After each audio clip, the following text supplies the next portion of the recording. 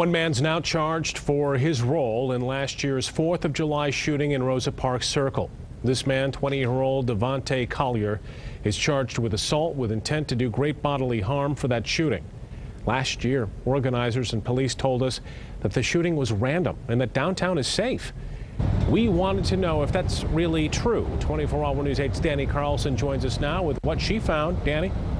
Yeah, Brian, we got some answers today. We can tell you that last year's 4th of July shooting hasn't stopped many events and people from showing up here downtown. That's a first look at Blues on the Mall here. You can see a lot of people have already shown up.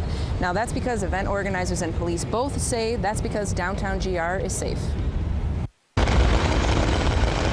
From these explosions to these.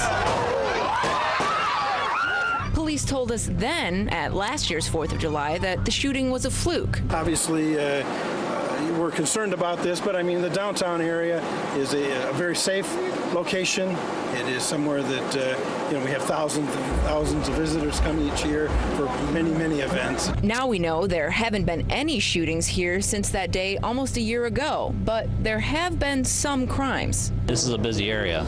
It's a dynamic area. You got businesses and shops and people coming and going to work, and you have a lot of people down here. Then put on top of it, all these special events we have throughout the year now. We're blessed with the arena.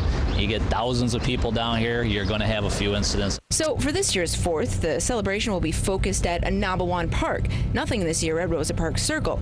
Organizers say that it was an experiment to bring it to the circle in the first place, and they say that not having an event here this time around doesn't have anything to do with the shooting. It's more of a budgetary issue of trying to do more fireworks. You got to cut the budget somewhere, and it's just easier to control one park in one area than have the event spread out over 2 areas. It takes more staffing, it costs more money. It's just easier to do it in one spot. We do know event organizers have hired private security to be on site, and there will also be Grand Rapids police officers at this year's 4th. Last year, we told you about 70 or 75 GRPD officers worked the 4th, more than even New Year's Eve. And even though this year's event will be not as big geographically, we're told about the same number of officers will be at the event. I wouldn't be worried one bit about coming downtown. We have hundreds of events downtown every year. We bring in 1.5 million people downtown for special events, and rarely does anything like that happen. We're told there will also be some other differences for this year's 4th of July, like fireworks will be set off of 2 bridges this year instead of 1. Now, to find out what else we found out about this year's 4th of July celebration, and also for a link where you can find out more, check out our website, woodtv.com. Live in Grand Rapids tonight, Danny Carlson, 24 Hour News 8.